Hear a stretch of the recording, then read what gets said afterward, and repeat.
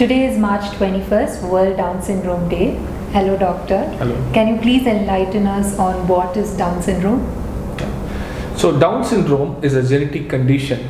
There is a defect in the genetic material of a human body. Normally, an individual has 46 chromosomes, and here in these people with Down syndrome, one extra copy of genetic material, which results in permanent intellectual impairment and physical abnormalities. So that is what is called as Down syndrome. Is there any specific reason why March 21st is considered as World Down Syndrome Day? Yes, definitely. Because when I told there is an extra pair of chromosome, where does it come from? Usually there are 23 pairs of chromosomes in a human body, and the 21st chromosome has an extra copy here. So that is why it is called as trisomy 21. So third extra copy and in the 21st chromosome. To signify the third, we celebrate in the month of March, and because it is a trisomy 21, this March 21st is recognized as the World Down Syndrome Day. How common is Down syndrome and what is the status in India? So almost 1 in 166 childbirths have chromosomal defects. Unfortunately, Down syndrome is not a rare thing, and out of 833 births, at least one will have Down syndrome.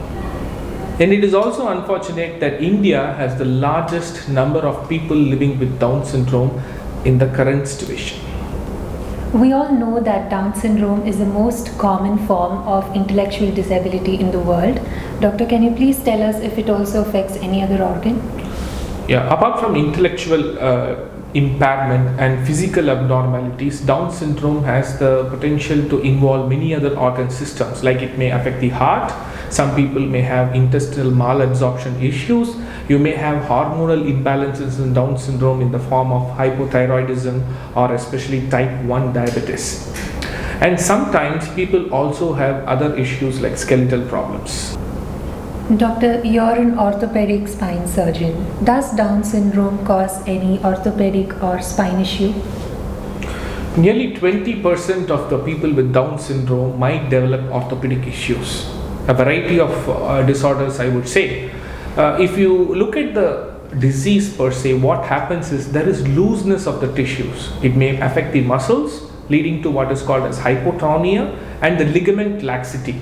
So these conditions lead to loose joints. So any child with Down syndrome generally will be more flexible, and they are at a higher risk of developing subluxations or dislocations or ligamentous laxity.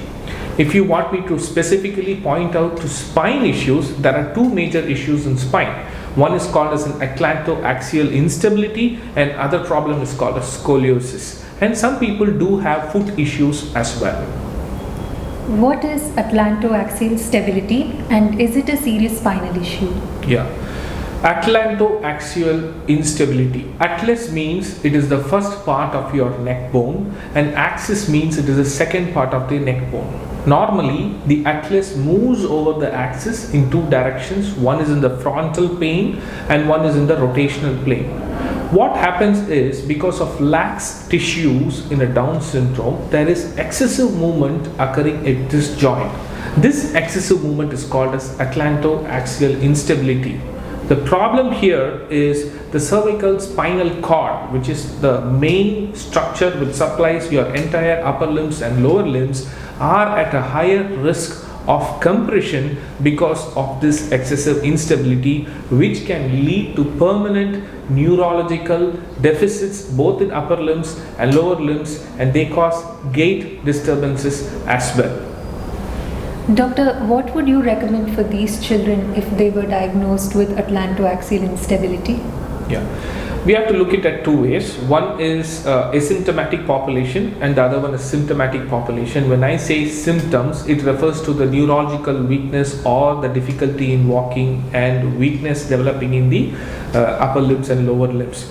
So if a patient is symptomatic, then it is better to fix the problem. That is, early surgical intervention is required, where you apply screws into the atlas bone and the axis bone, and then you secure the two bones by connecting rods. That is called as atlantoaxial fusion, which will give stability and thereby preventing neurological complications. So that is one. But if you are asymptomatic, then the thing is you have to stabilize them with braces and then also teach some exercises, and more importantly avoid them going into contact sports so that they can avoid falls and prevent neurological weakness because of this atlantoaxial instability. Every year, people have come together to learn about Down syndrome, create awareness, and celebrated lives and achievements of people with Down syndrome. Doctor, is there any specific theme for the year 2023? Yeah, the theme for this year is with us, not for us. It basically employs the human rights approach to deal this complex Down syndrome. What we basically want is we want them to get a fair chance of what others are getting. They should be given their own freedom to make their choices. They should be given and entertained in all aspects of vacation and lifestyle, where they should be treated equally amongst us. So it is giving the entire freedom to these people with Down syndrome. Thank you. We had an interesting session on Down syndrome.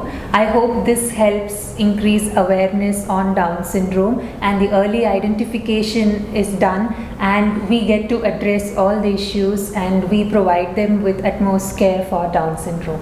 Thank you. Thank you.